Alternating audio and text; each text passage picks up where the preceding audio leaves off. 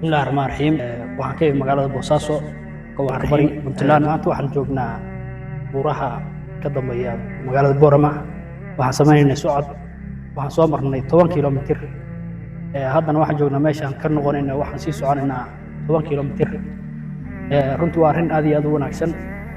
بسم الله الرحمن الرحيم magacaygu waa Baasha Maxamuud waxaan ka magaalada Boosaaso gobolka Bari Puntland waxaan imaaday magaalada Boorama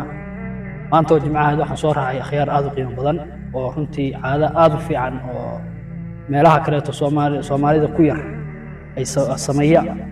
taas oo inay socod dheer sameeyaan oo buuro iyo dooxyo iyo togag laga dhadhacayo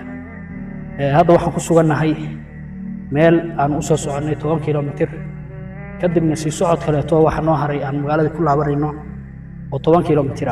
sida wada jaddan hadda waxaan joognaa ceelkaas rabnaa inaan ka cabno asr waa soo tukanay aanu qofkii biyo u baahan ka qaato isla markaana aan ka sii socono marka maanta khiyaartan aad baan u mahadcelinayaa waana arrin aad aan u bogaadinayo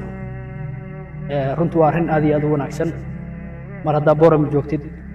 maalinta jimcada markaa qadayso waa inaad isu diyaariso socod insha Allah dhaqankan waxaan ka bilaabi doonaa oo ka hirgelin doonaa magaalada Boosaaso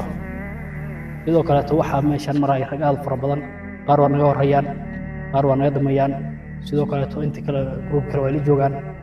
waxaan aad iyo aad u bogaadinayaa intii dhaqankan aad ka wanaagsan oo runtii aad u fiican aad iyo aad buu mahadsantihiin waxaan rajaynayaa inaan ku soo laalaaban doono Boorama hawshan aan sii wadi doono aad buu mahadsantihiin